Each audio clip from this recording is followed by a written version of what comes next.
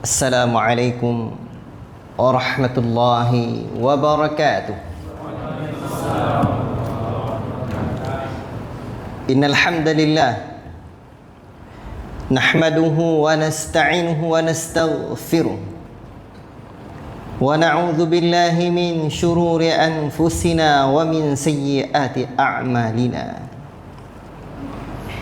من يهده الله فلا مضل له ومن يضلل فلا هادي له أشهد أن لا إله إلا الله وحده لا شريك له وأشهد أن محمدا عبده ورسوله يا أيها الذين آمنوا اتقوا الله حق تقاته ولا تموتن إلا وأنتم مسلمون يا أيها الناس اتقوا ربكم الذي خلقكم من نفس واحدة وخلق منها زوجها وبث منهما رجالا كثيرا ونساء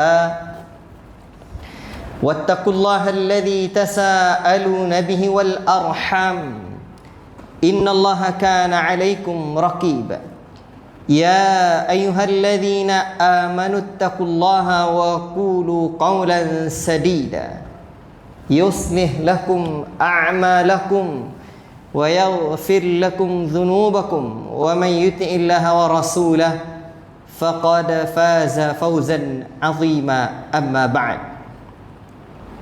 فإن أصدق الحديث كتاب الله وخير الهدي هدي محمد صلى الله عليه وسلم وشر الأمور محدثتها وكل محدثة بدعة وكل بدعة ضلالة وكل ضلالة في النار. أيها الإخوة, bapak-bapak yang saya muliakan, ibu-ibu yang dirahmati oleh Allah Subhanahu wa taala, para pemuda dan anak-anak sekalian yang kami cintai karena Allah Tabarakar Rahman.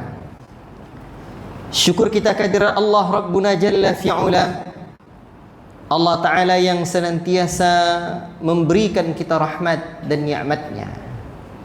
Nikmat Allah Ta'ala yang besar yang Allah Ta'ala karuniakan kepada kita adalah nikmat kesempatan untuk terus belajar, memahami ilmu. Karena Rasulullah sallallahu alaihi wasallam mengabarkan bahawa orang-orang yang menjadi tokoh sekalipun di masa jahiliyah, khiyaruhum fil jahiliyah khiyaruhum fil Islam. Tokoh-tokoh yang menjadi orang-orang hebat di masa jahiliyah, mereka juga menjadi orang-orang dipandang hebat ketika sudah masuk Islam. Namun ada syaratnya, idza faqihu, dalam lafaz lain idza faquhu, apabila mereka berilmu, faqih.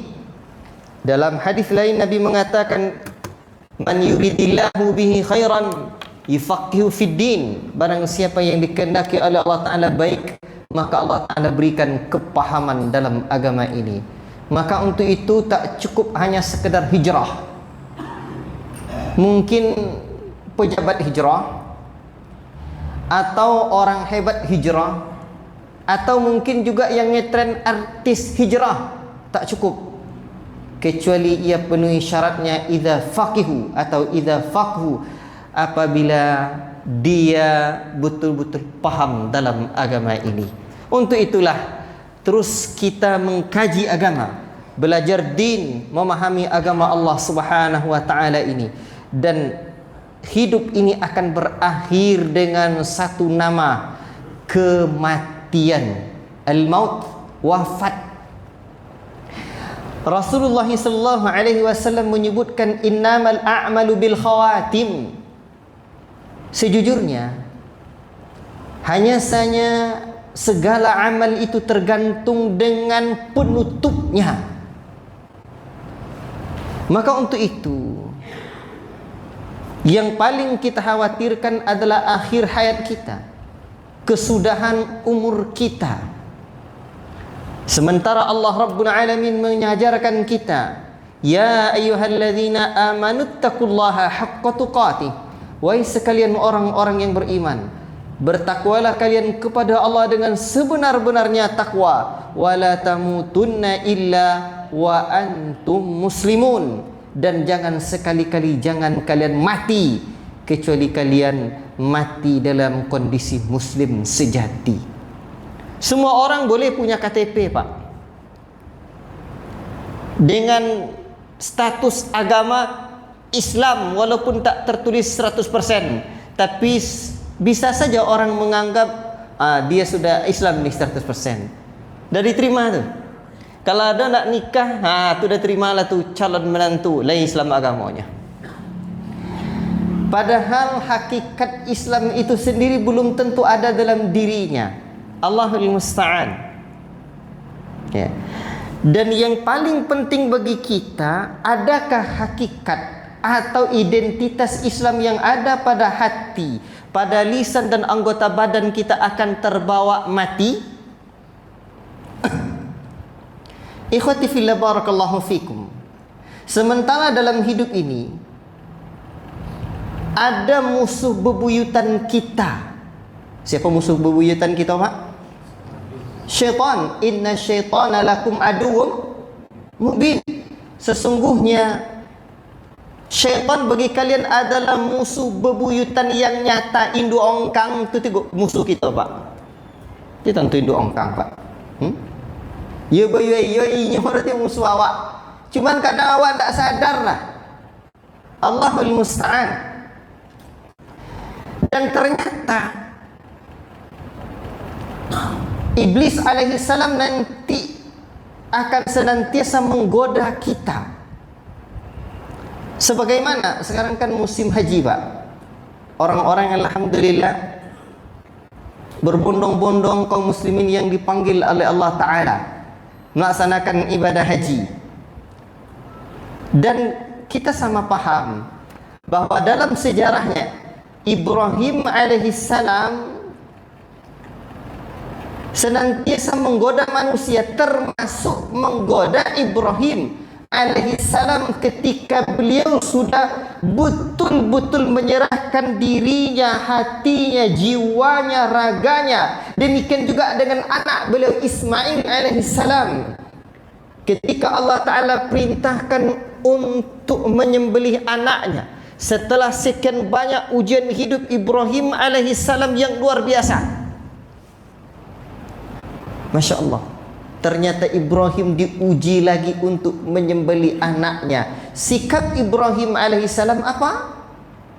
Allahul musta'an. Allahu akbar. Pasrah. Betul-betul sudah pasrah.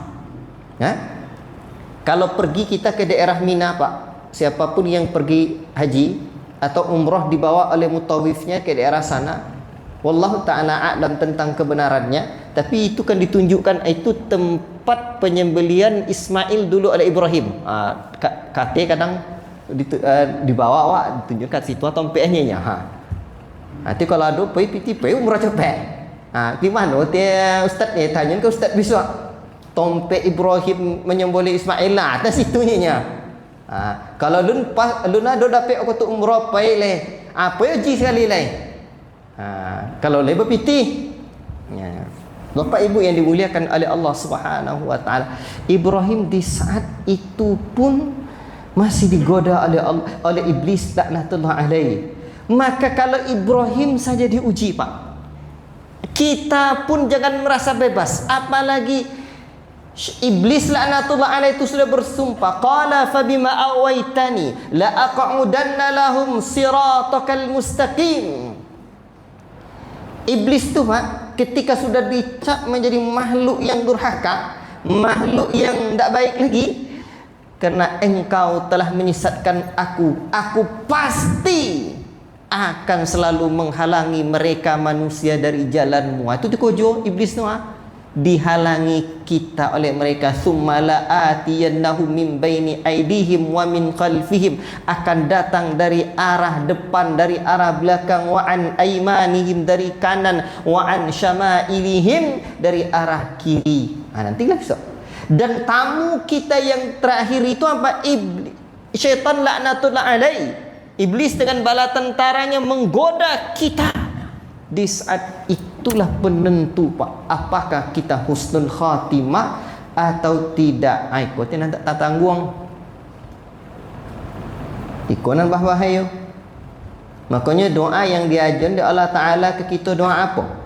Doa Rabbana la tuzigh qulubana ba'da idh hadaitana wa hab lana min ladunka rahmah innaka antal wahhab. Ya Rabb, kami jangan engkau palingkan hati kami ya Allah. Allah beri hidayah. Hidayah tu tauhid.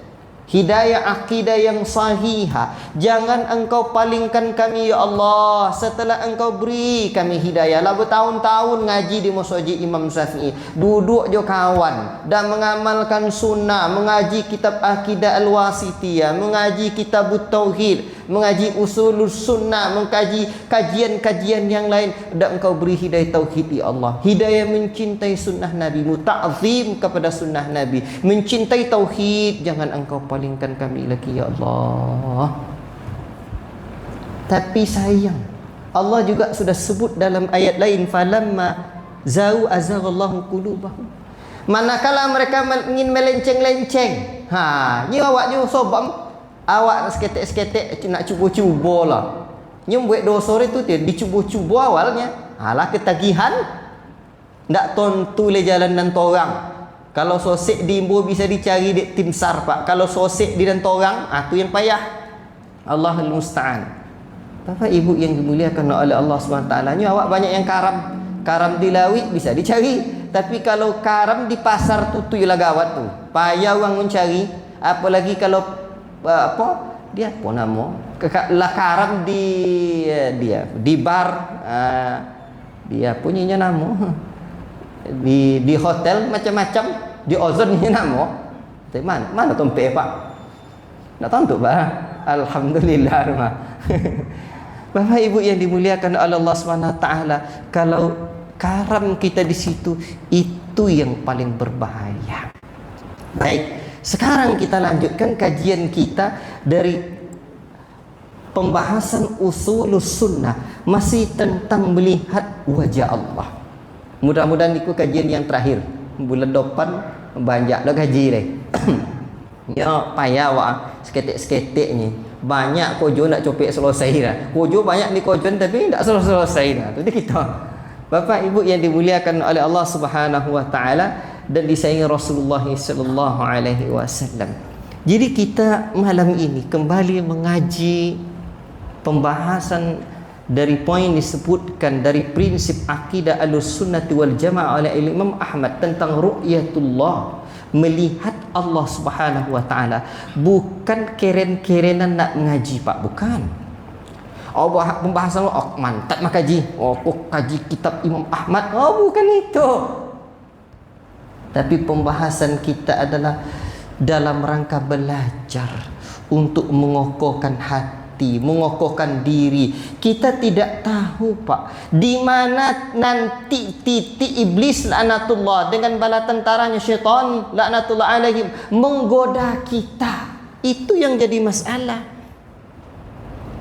Sementara kita tidak serius ngaji, tidak serius belajar. Kata para ulama, akidah itu adalah pondasi. Kalaulah pondasi tidak serius diaduk, tidak serius dikacau, tidak pakai bolen lah. Atau ayu kurang, atau banyak pun ayu. Kita beda je kan. Jadi terlalu banyak ayu tidak elok, terlalu ketek ayu tidak juga elok. Macam itu ya kaji. Tak lampau lo dia ambil. Tak elok lah. Bapak Ibu yang dimuliakan oleh Allah Subhanahu wa taala dan disayangi Rasulullah sallallahu alaihi wasallam. Pembahasan tentang ru'yatullah, ru'yatul mu'min rabbahum fil akhirah. Syekhuna Shalih As-Sindi hafizahullah taala, beliau membawakan kalam para ulama bahawa di kitab-kitab akidah seperti akidah al-wasitiyah, ya, kalau di usulus sunnah beda.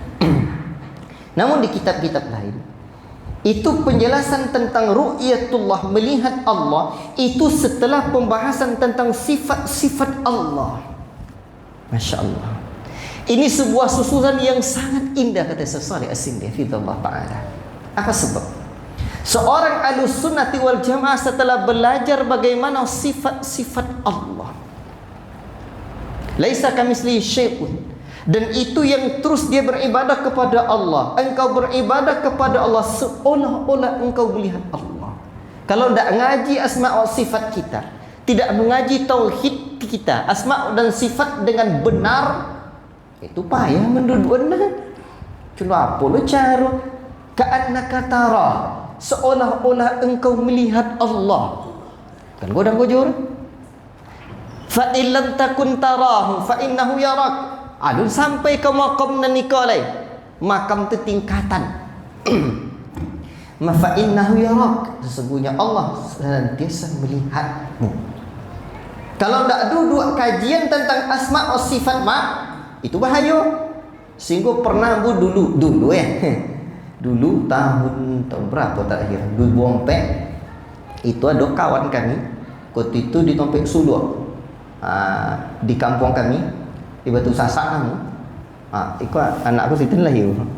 Aku kader kita kini sedang mudah-mudahan ke Madinahnya.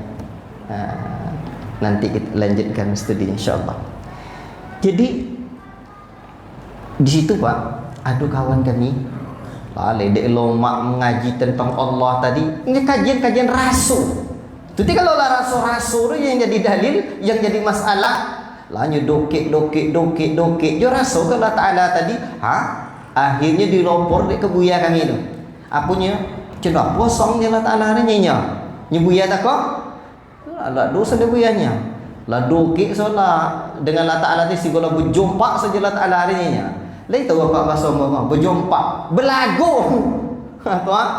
Jadi dokek ya kan Allah Ta'ala tu dalam rasa ingatan dia terhadap Allah tu ndak boleh. Jauh tak berganggang, dokek tak bersentuh. Kan itunya ya. Akhirnya dokek tadi berjumpa dengan Allah Ta'ala. Apalah bahasa taluk tu. Allahul musta'an. Bapak ibu yang dimuliakan Allah, itu namanya tidak dulu kajian asma' wa sifatnya. Itu godang. Jadi kalau kita sedang salat Allahu Akbar, terbayang Allah Ta'ala di atas godang asu hitam, betul duduk kaji asma' wa sifat dia. Ulang mengaji balik.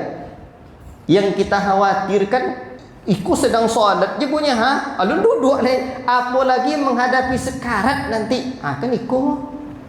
Sementara iblis menggoda menjelang solat awak kan, begitu azan setan-setan tu pontang pantiang dek larinya Pak.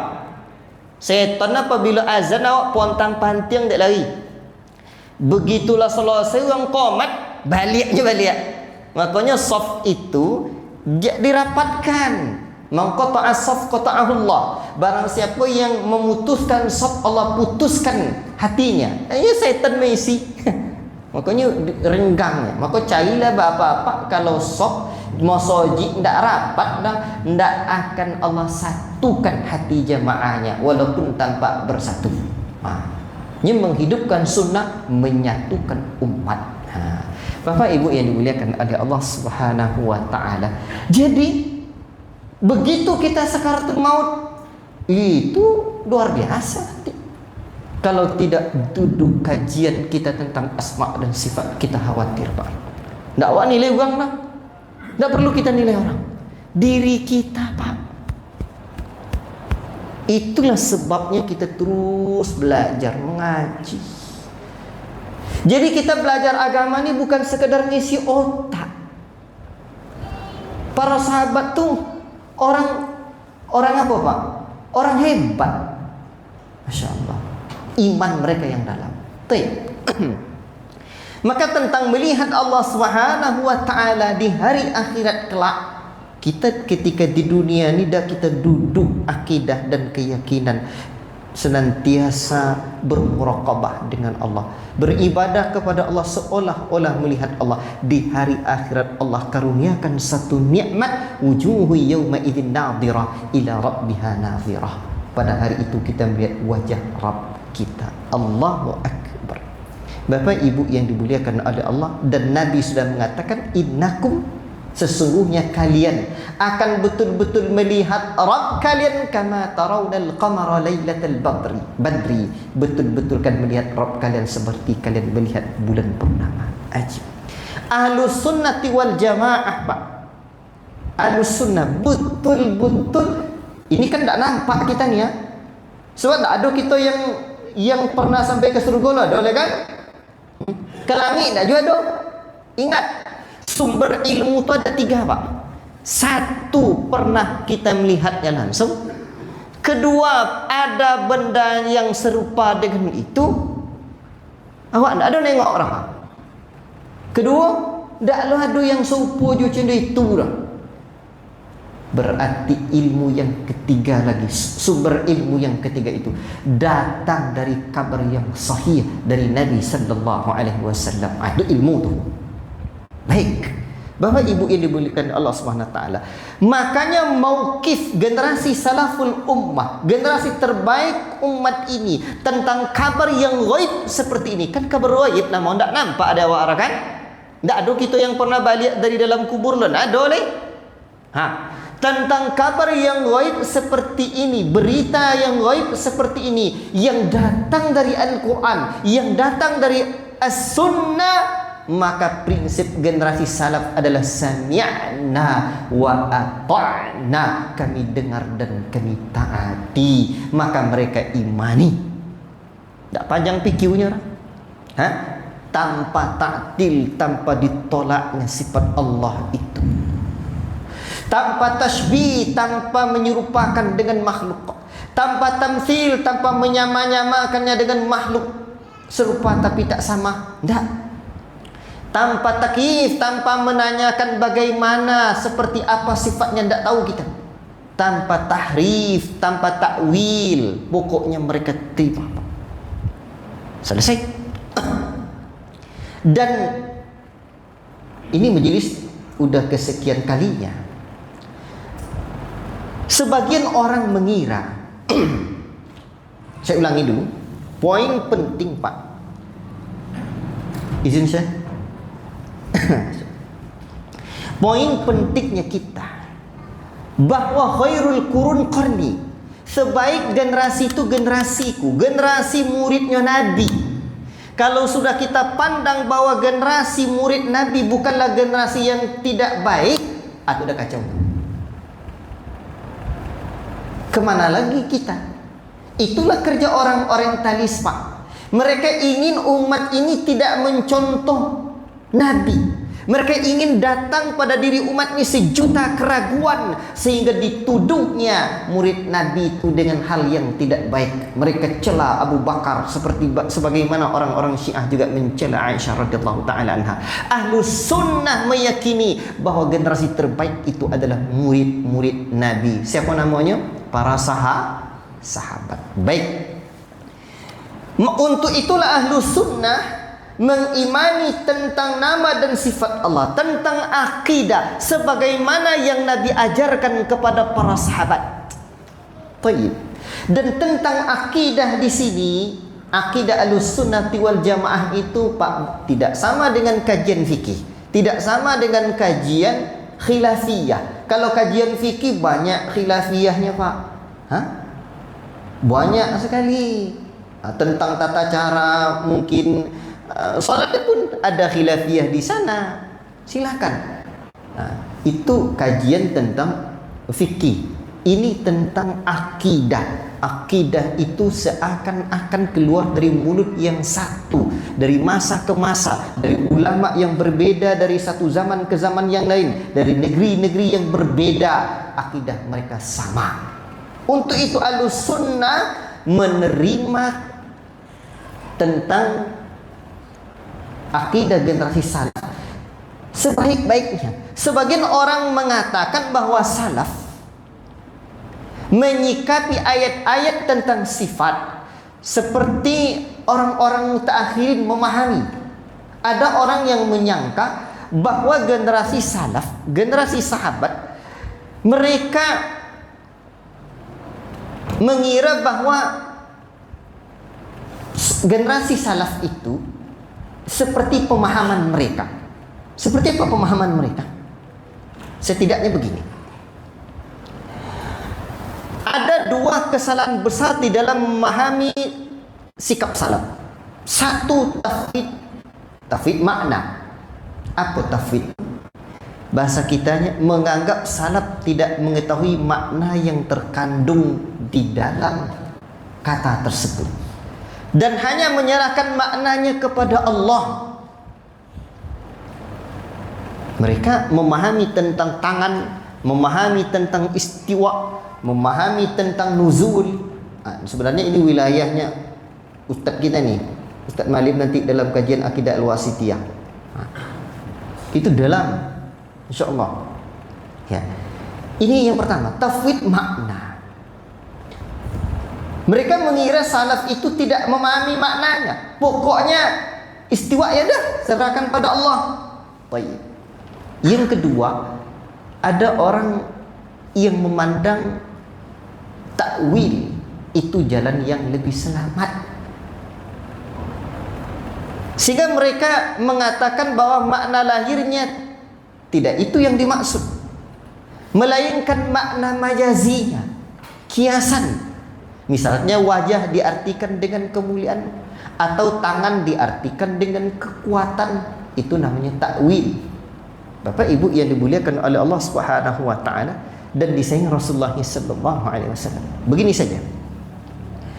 Terkait dengan orang-orang yang menolak ayat-ayat sifat seperti ini, tidak diterima maknanya atau ditakwil-takwilnya, lihat ketegasan generasi salaf dalam hal ini. Imam Yazid ibn Harun yang dikenal dengan ketegasannya dalam membela sunnah.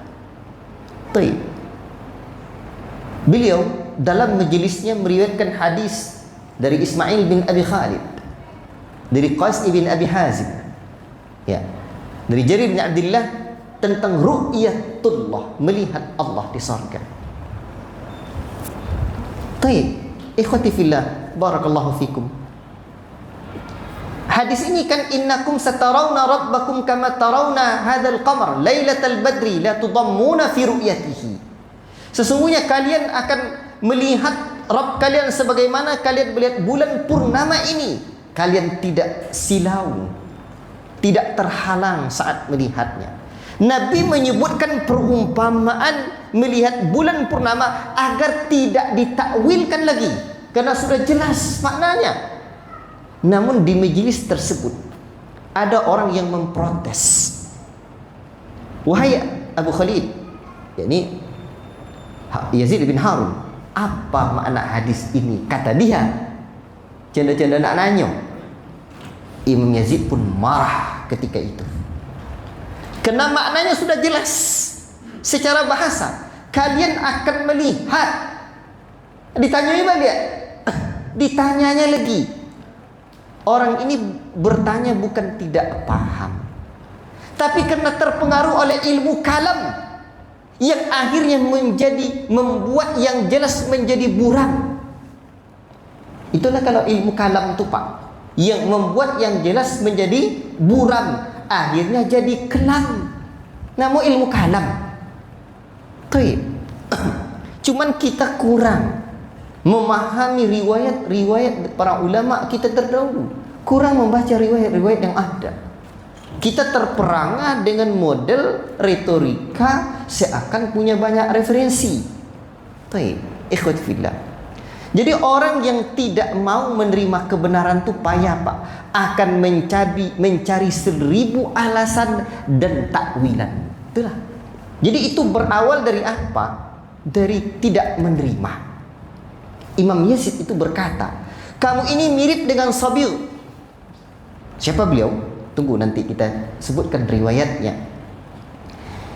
Intinya Imam Yazid menegaskan siapapun yang melampaui perkataan Allah dan Rasulnya dengan pendapat pribadinya, maka ia telah membodohi dirinya sendiri dan menganggap enteng urusan agama ini. Bapak Ibu yang dimuliakan oleh Allah Subhanahu wa taala dan disayangi Rasulullah sallallahu alaihi wasallam. Ini riwayat tentang Sabir ini, ada beberapa riwayat yang sudah saya cantumkan di tulisan ini. Cuman tunggu sebentar. Sekarang ini Generasi salaf, para sahabat sudah memahami, tidak pernah bertanya kepada Nabi seketika Nabi mengatakan, innakum satarawna rabbakum, kalian betul-betul akan melihat Rabb kalian. Seperti apa maknanya tuh Nabi? Tidak. Karena mereka paham akan makna dan menerima, sami'na wa ata'na, jelas. Jadi terjadinya pertanyaan-pertanyaan yang seperti itu berawal dari keraguan. Dari mana datang keraguan itu? Adanya syubhat yang datang dari ilmu kalam. Itu yang jadi masalah. Bapak Ibu yang dimuliakan oleh Allah Subhanahu wa taala. Baik, coba kita lihat dulu riwayatnya Sabil. Karena kata beliau, kamu ini mirip seperti Sabil. Apa itu Sabil? Sabil itu, Pak, ada beberapa riwayat yang kita temukan. Ya, sebelum ini dalam tulisan beliau ada beberapa riwayat beliau sebutkan. Ada riwayat dari Sulaiman bin Yasar, saya tidak baca teksnya, ada dalam tulisan saya, bahwa seseorang laki-laki dari Bani Tamim yang dipanggil namanya Sabi' bin Asan datang ke Madinah. Dan ia memiliki buku-buku, ada buku-bukunya, ada ilmu-ilmu lainnya. Ia mulai bertanya tentang ayat-ayat Al-Quran yang mutasyabbih, yang samar. Kabar itu sampailah kepada Umar bin Khattab radhiyallahu ta'ala anhu. Lalu beliau mengirimkan utusan kepadanya dan menyiapkan pelepah kurma ketika ia masuk menemui Umar bin Khattab. Lalu dia duduk. Umar berkata padanya, siapa kamu? Tengok gaya Sabil ini menjawab. Gaya dia menjawab itu dah nampak. Kata dia, man anta? Ana Abdullah. Sabil, saya Abdullah. Sabil. Tidak ada salahnya dia jawab ana Sabil, tapi dijawabnya dengan model gaya ana Abdullah, saya hamba Allah Sabil. Ikhwati fillah, barakallahu fikum. Kemudian Umar pun, ikhwati fillah, memulai memukulnya dengan pelepah-pelepah yang sudah disiapkan oleh Umar bin Khattab. Beliau terus memukulnya hingga melukai kepalanya dan darah mulai mengalir di wajahnya. Sabi' pun berkata, apa kata dia? Hasbuk ya amiral mu'minin, cukup wahai amiral mu'minin, faqad wallahi dhahaba alladhi kuntu ajidu fi ra'si, dah pergi dia, demi Allah apa yang ada di kepalaku. Artinya Umar bin Khattab tidak sembarangan, Pak. Ini dicantumkan oleh Al-Imam Al-Ajurri ini, ya, di dalam Asy-Syari'ah. Demikian juga Al-Lalikai dalam Syarah Usul I'tiqad Ahlussunnah wal Jamaah. Siapapun yang nak mengaji kitab akidah dalam mazhab Syafi'i, ini di antaranya Al-Lalikai, ya, dan banyak Syarhus Sunnah juga. Banyak ulama-ulama mazhab Syafi'i, Pak, yang menulis kitab-kitab akidah dan Ahlus Sunnah wal Jamaah. Makanya ada juga yang penatik seperti As-Subki, beliau menyebutkan bahawa orang-orang yang tidak mengikuti akidah Asy'ariyah, ya, mutakallimin di kalangan mazhab Syafi'i itu hanyalah ulama-ulama yang kelene-kelenenya, yang kecil-kecilnya, tapi dikumpulkan oleh para ulama lain tidak kurang dari 500. Seingat saya, ulama-ulama besar mazhab Syafi'i juga yang berakidah Ahlussunnah wal Jamaah. Itu dia. Makanya menarik, Ustazuna Kiai Haji Dr. Agus Hasan Basri di Malang, itu di pondok beliau kan pakar usul fikih Syafi'i. Itu kajian beliau rutin di pondoknya itu fikih kitab Al-Um karya Al-Imam Syafi'i. Saya sama anak istri ya meneliti ya bagaimana akidah beliau, pengajaran beliau, belajar juga mengambil sanad kepada beliau. Masya Allah, unik, beliau mengajarkan di pondoknya kitab-kitab akidah ulama yang bermadhab Syafi'i. dan akidah itu akidah Ahlus-Sunnah wal Jamaah. Kan mantap tu kan? Baik. Bapak Ibu yang dimuliakan oleh Allah Subhanahu wa taala. Kembali kita kepada cerita Sabi' bin Asal ini. Ternyata Sabi' bin Asal dilampang di Umar bin Khattab. Afwan. Dah azan. Jazakallahu khairan. Barakallahu fikum. Tafadhal. Ikhwati fillah, barakallahu fikum. Kisah Sabi' ini adalah takdib, penanaman nilai adab atau pelajaran yang diberikan oleh Amirul Mukminin Umar bin Khattab radhiyallahu taala anhu.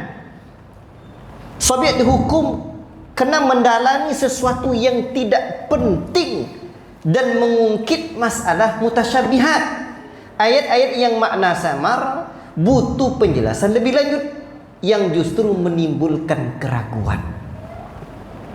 Jadi informasi tentang hal yang gaib yang datang dari Allah melalui lisan Rasulullah SAW,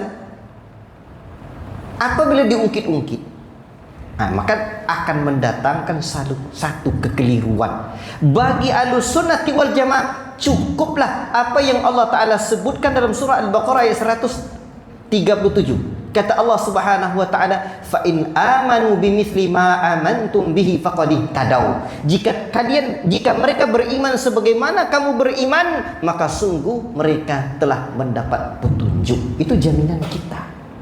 Selesai. Makanya letak masalah pada Sabi' ini. Nanti coba kita lihat Umar bin Khattab mengasingkan Sabi' lagi. Tak cukup hanya dipukul. Ada riwayat lain lagi. Ini riwayat yang kedua. Disebutkan dari Nafi' Maula Abdullah bahwa Sabi' al-Iraqi mulai bertanya tentang beberapa hal dari Al-Quran di tengah pasukan kaum muslimin, sehingga ia sampai ke Mesir. Maka ketika itu Amr bin As mengirimnya kepada Umar bin Khattab radhiyallahu taala anhu. Ketika itu kan beliau gubernurnya di Mesir. Ketika utusan datang membawa surat dan Umar membacanya, beliau bertanya, di mana orang itu? Utusan itu menjawab, di perkemahan. Umar berkata, pastikan dia tidak melarikan diri. Tengok sikap Umar itu, jangan sampai larinya. Atau kau akan ditimpa hukuman yang pedih dariku karenanya.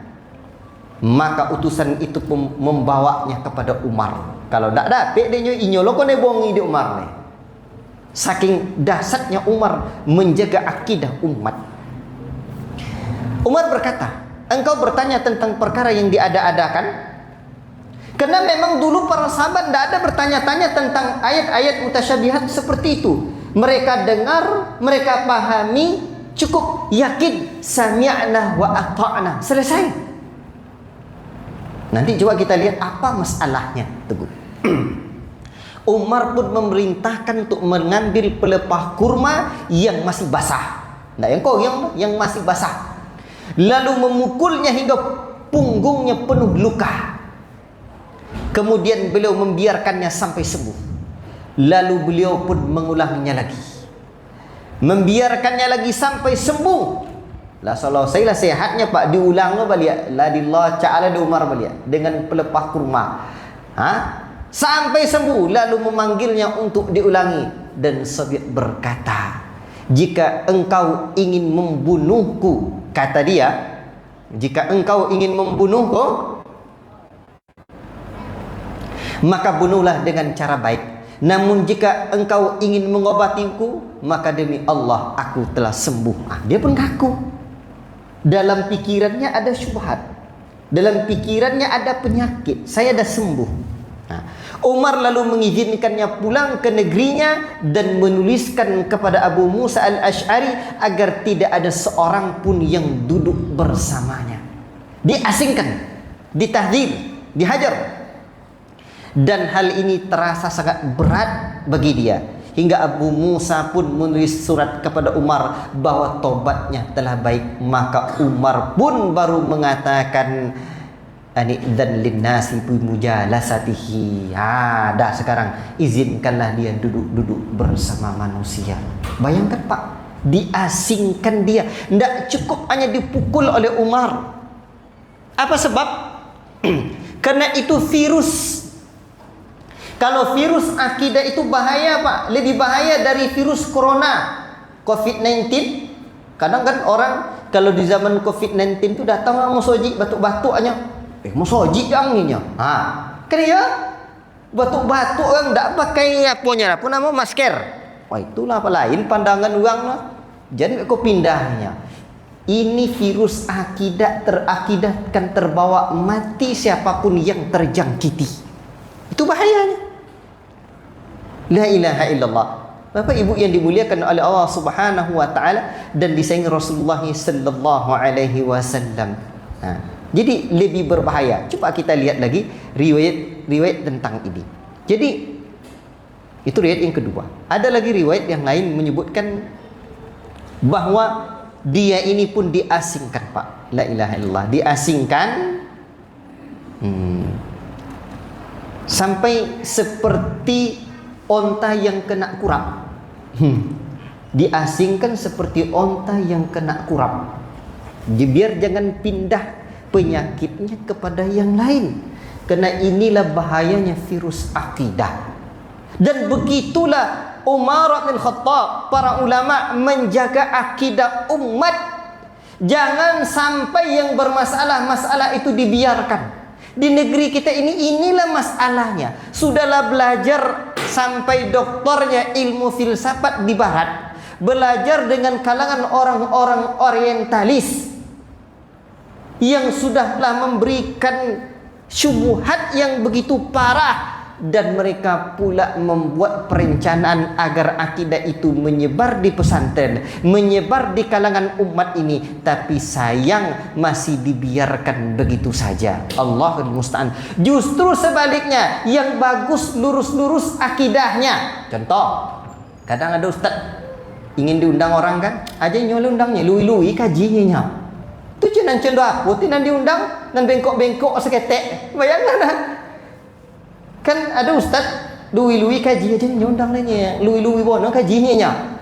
Jadi zaman sekarang ini yang lurus-lurus kajinya tuh ndak diundang orang Pak. Zaman sekarang yang lurus-lurus tuh ndak laku, yang bengkok-bengkok seketek. Itu yang jadi masalah. Tapi itu juga menunjukkan jiwanya, fitrahnya sudah membuktikan benarnya ustaz tersebut. La tazkiyah mah, la rekomendasi sebenarnya. Jadi nyalundangnya lui-lui bono kajinya. Allahul musta'an. Siapa yang diundang? Yang bengkok-bengkok seketek. La ilaha illallah. Itulah yang terjadi. Makanya menarik.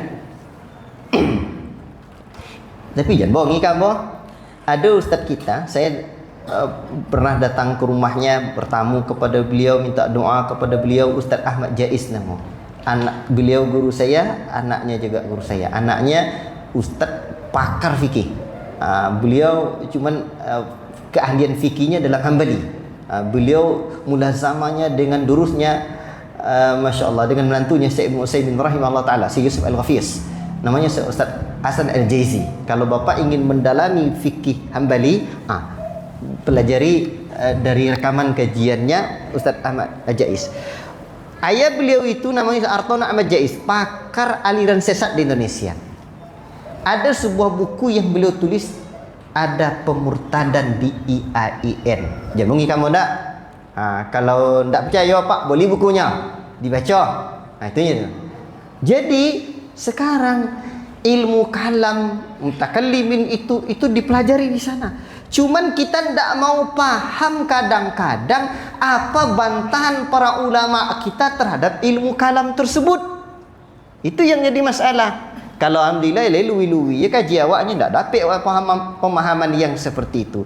Bapak-bapak, ibu-ibu yang dimuliakan oleh Allah Subhanahu wa taala. Jadi Umar bin Khattab itu terapi terhadap pemikiran yang menyimpang. Ya. Kalau tidak diberikan efek seperti itu, nanti bahaya. Sebab itu namanya mencegah fitnah. Sobir suka mengungkit-ungkit sesuatu yang tidak pernah diungkit-ungkit oleh para sahabat dahulu. Itu kan lahir dari sebuah keraguan. Dek ragulah, ada bibit-bibit keraguan di dalam hati. Itu yang jadi masalah. Ya. Kan begini. Mereka mentakwil ayat-ayat Allah. Tidak mungkin Allah tu bisa kita lihat di sorga kelak. Kalau bisa dilihat berarti samalah dengan makhluk. Kan makhluk yang bisa dilihat. Makanya kata para ulama kita, sebenarnya mereka sebagiannya mungkin punya tujuan yang baik. Oh, biar jangan sama Allah tu dengan makhluk. Karena makhluk tu kan karena Allah tu kan laisa kamitsli syai'un. Tapi sebenarnya mereka terjatuh dalam tasbih. Apa sebab? Pikiran yang seperti itu, ragu-ragu seperti itu berawal dari penyimpangan. Apa penyimpangannya? Sudah dari awal menyamakan Allah dengan makhluk.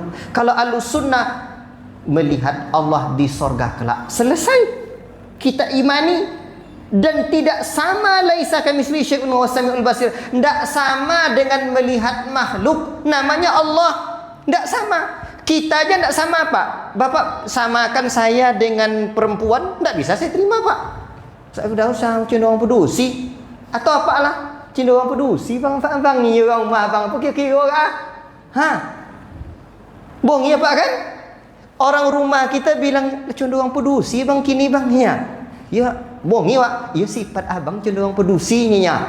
Allahul musta'an. Kita saja diserupakan oleh istri kita dengan sifat orang lain, tidak mau kita kan?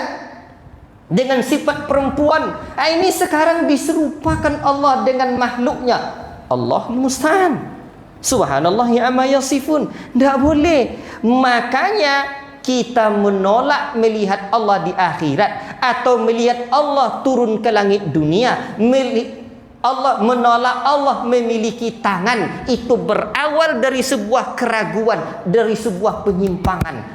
Apa penyimpangannya? Menyamakan Allah dengan makhluk. Padahal Ahlussunnah sudah meyakini sebagaimana Nabi kabarkan, tidak serupa Allah dengan makhluk. Maka kalau Allah dikabarkan oleh Nabi memiliki tangan, tidak sama tangannya dengan tangan makhluk. Kita melihat zat Allah, zat yang dilihat itu nanti zat Allah, tidak serupa dengan zat makhluk.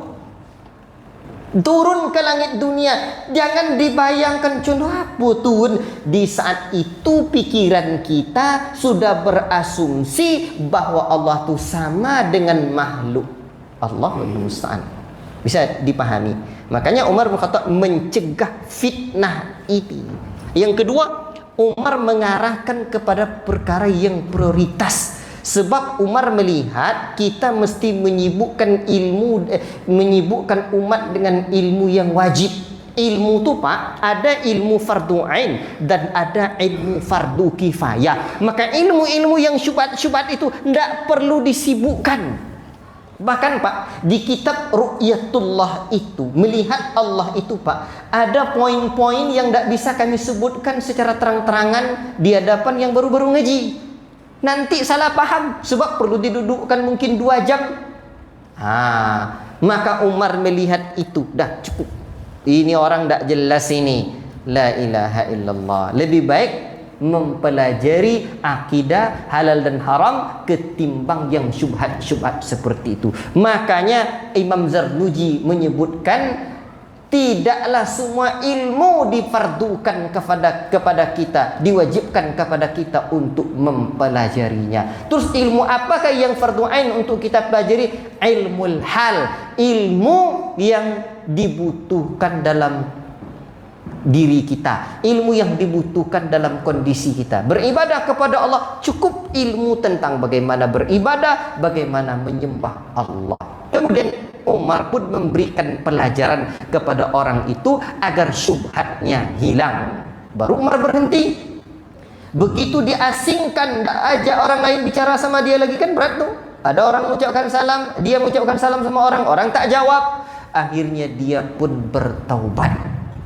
Tapi kalau dibuat dengan orang seperti ini, kadang-kadang Pak payah pula. Ada orang dosa salam sama dia, ada rusak sekarang tuh. Kadang payah Pak. Zaman sekarang susah menerapkan hajar tuh. Makanya ditengok orangnya. Kalau siapa orang yang memberikan hajar itu, mengucilkan apa, maka untuk itu perlu ada 2 pula. 1 namanya taklif, 2 namanya hajar. 1 mendekati hatinya, diajak dia terus, diarahkan terus. Tuh. Tapi jangan sampai kita rusak pula. Kalau kita rusak, jauhi. Jangan dokek-dokek. Selesai. Kita dah cukup dengan apa yang dibawa oleh generasi terbaik umat ini. Ikhwati fillah, barakallahu fikum. Kadang-kadang kita ini, orang-orang ini Pak, betul-betul apa ya? Betul-betul mencari sesuatu yang seakan-akan unik, tapi itu sebenarnya tidak ilmu. Jadi itu namanya berbahas tentang ilmu Allah yang seperti itu, tentang ayat-ayat sifat. Itu namanya berkata tanpa landasan ilmu. Apa sebab dikatakan tanpa landasan ilmu? Sebab kita tidak pernah tengok langsung Allah Ta'ala itu. Tidak pula ada yang sama dengan Allah Ta'ala itu. Kita sebut-sebut, kita bicara-bicarakan hal yang sudah jelas. Itu namanya berkata tanpa ilmu. Ikhwati fillah, Bapak Ibu yang dimuliakan oleh Allah Subhanahu wa taala dan disayangi Rasulullah sallallahu alaihi wasallam.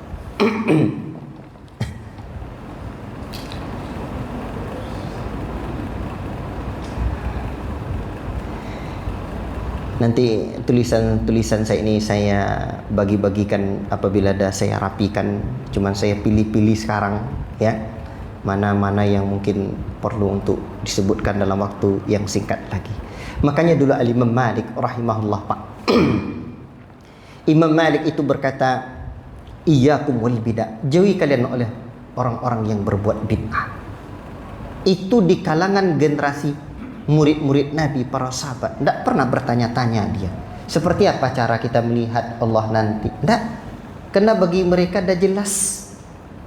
Kadang orang sekarang menganggap Pak ilmu tu lebih ahli mereka dari mereka para ulama dulu lagi. Sampai ada orang yang mengatakan, membuat pernyataan, tidak ada satu ulama pun yang komprehensif tuntas menjelaskan tafsir.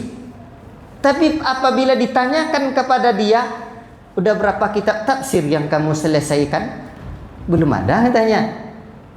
Dia tidak baca tafsir Ibnu Katsir, dia tidak baca tafsir Qurtubi, tafsir At-Tabari, tafsir bahkan yang mutakhirin Adwaul Bayan, tafsir apa lagi?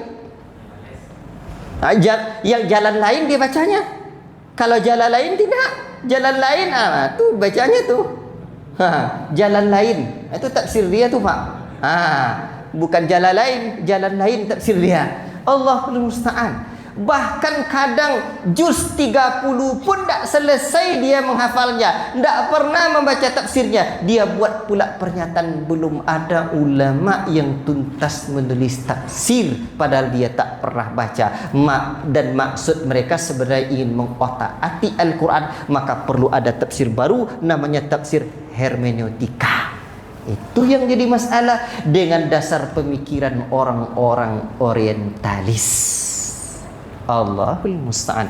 Bapak Ibu yang dimuliakan oleh Allah Subhanahu wa taala dan disayangi Rasulullah sallallahu alaihi wasallam. Kadang kita mengira para sahabat itu, kadang mereka mengira para sahabat itu orang yang tidak apa? Tidak cerdas, tidak punya pikiran.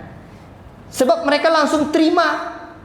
Sebab bagi Umar bin Khattab, bagi Abu Bakar As-Siddiq, apabila memang itu yang bercerita Nabi, yang menyebutkan Allah sami'na wa ata'na, lebih besar ceritanya dari itu saya terima, kata Umar, kata Abu Bakar As-Siddiq ketika datang kabar tentang Isra dan Mi'rajnya Nabi sallallahu alaihi wasallam. Seakan bagi orang-orang orientalis, orang-orang Mu'tazilah, orang-orang Jahmiyah, orang-orang yang mutakallimin, ahlul kalam, mereka yang punya pikiran mereka, orang cerdas mereka. Enggak, saking cerdasnya lah para sahabat itu, saking pintarnya para sahabat itu, enggak perlu dia kalkulator lagi Pak, enggak perlu dia nunggu angka-angka lagi, enggak perlu waktu dia dan langsung dia terima, saking cerdasnya. Dah terbayang bagi mereka, dah paham mereka maksudnya.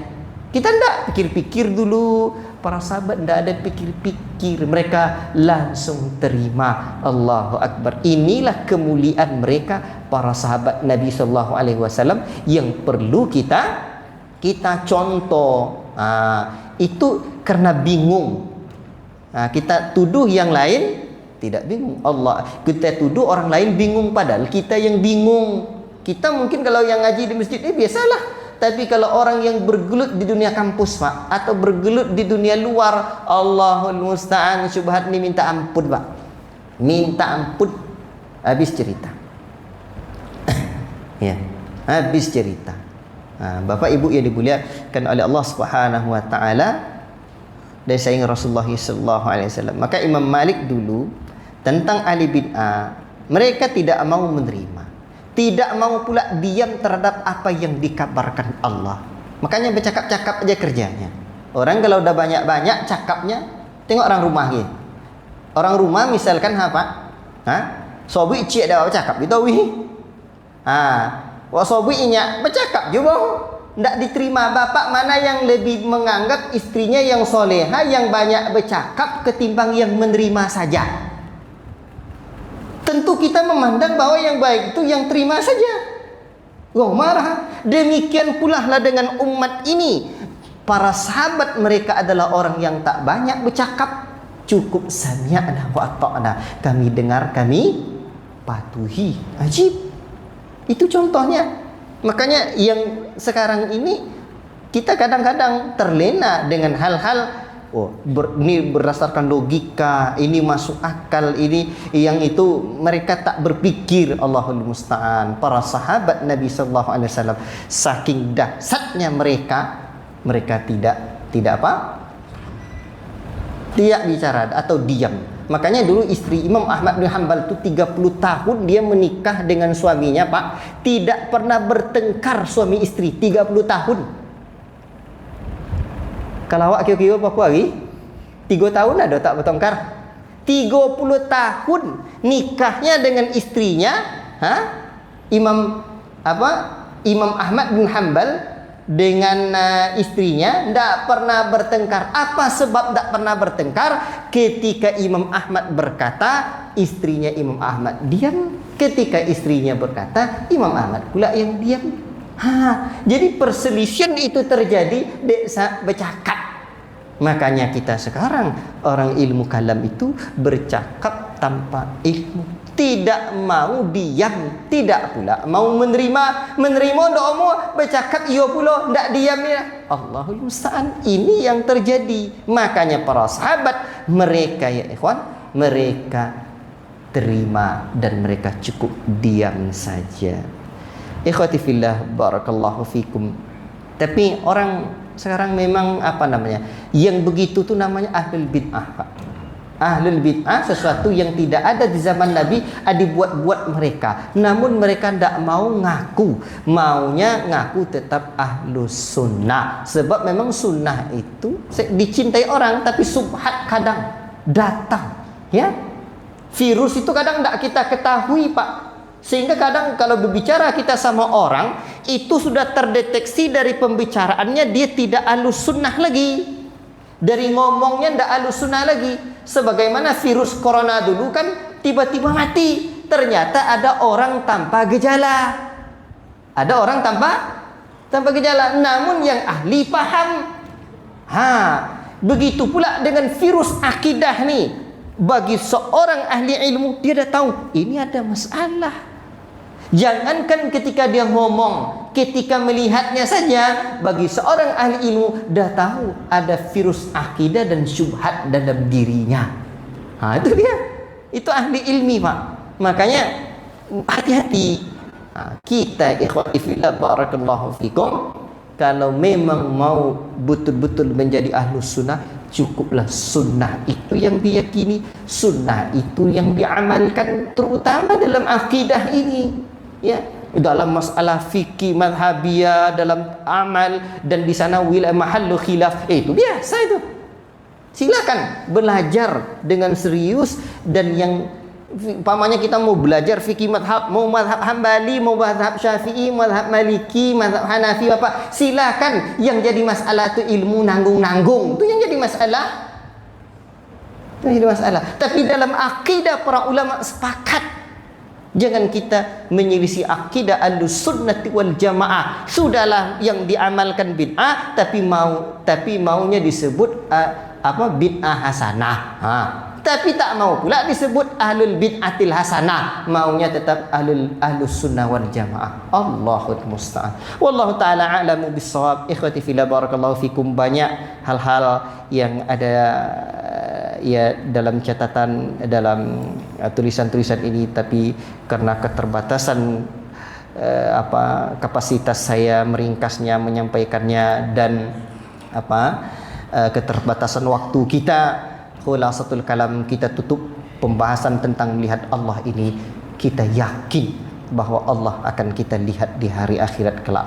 Banyak syubhat-syubhat di dalamnya, tidak perlu saya sampaikan, tapi bagi seorang penuntut ilmu hendaklah baca. Saya sarankan membaca buku Ustaz Firanda Aqidah Al-Wasithiyah, itu beberapa jilid, dan dalam bab ini beliau menjelaskannya dengan baik, atau buku-buku asatidzah kita yang lain, atau guru-guru kita yang lain. Wallahu taala a'lam bissawab. Kunci dari keselamatan adalah al-istislamu lillahi bitauhid, menyerahkan diri kita, hati kita kepada Allah. Begitu kata Allah, begitu kata Nabi, ada jaminan bagi kita. Mungkin kita tak banyak ilmu, tak banyak pengalaman, tapi dah jelas kata Nabi, fa in amanu bimithli ma amantum bi faqad ihtadaw. Kalau beriman mereka seperti Nabi kabarkan, Nabi imani, maka sungguh mereka orang yang telah mendapatkan petunjuk. Wassallallahu wasallam ala nabiyina Muhammad wa ala alihi washabbihi ajmain. Subhanakallahumma wa bihamdika asyhadu an la ilaha illa anta astaghfiruka wa atubu ilaik. Wassalamu alaikum warahmatullahi wabarakatuh.